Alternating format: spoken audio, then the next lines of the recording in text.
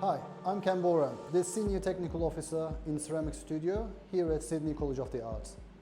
In this tutorial, I will be showing you how to shape plaster with cutting, carving and smoothing techniques.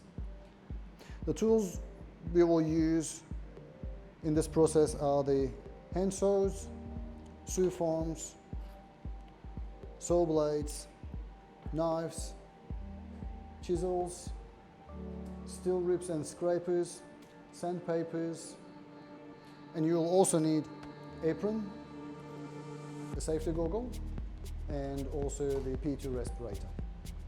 Before you start, make sure that your work area is clean and organized. You shouldn't be working with plaster in the indoors unless you have the proper protection, which is the dust extraction.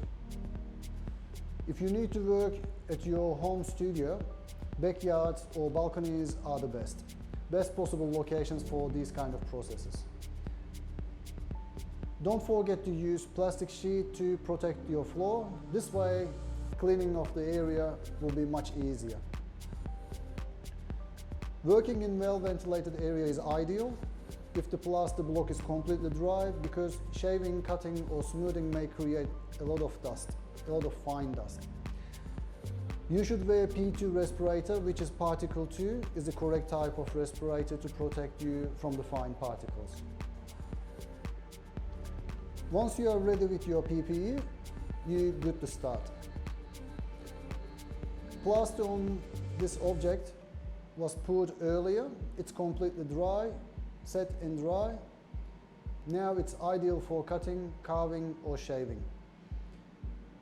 Any tools we will use in this process should be used very carefully. Moving direction should always be away from you, your body, and especially from your hands, instead of towards them.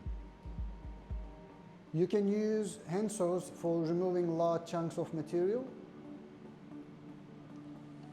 Knives are good for cutting, carving and smoothing.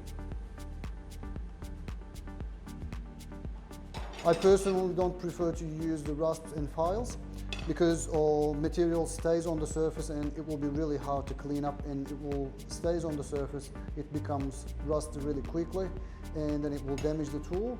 Instead, I prefer to use saw forms, or alternatively you can use the saw blades. If the tools are not cleaned well and immediately, they'll get rusty very quickly and this may damage the tools. Saw blades, steel ribs, scrapers and saw forms are best for flattening the surface and also smoothing the surfaces.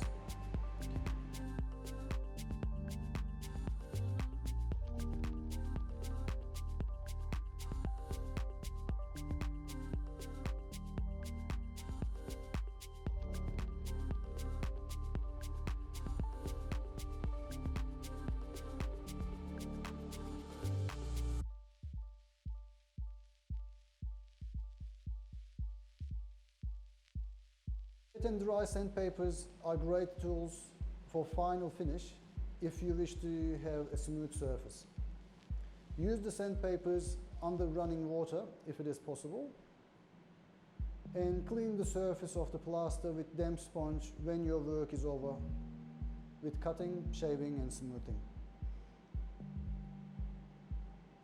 You can use a large plastic tub with some holes on the sides to prevent clogging the pipes in your home studio.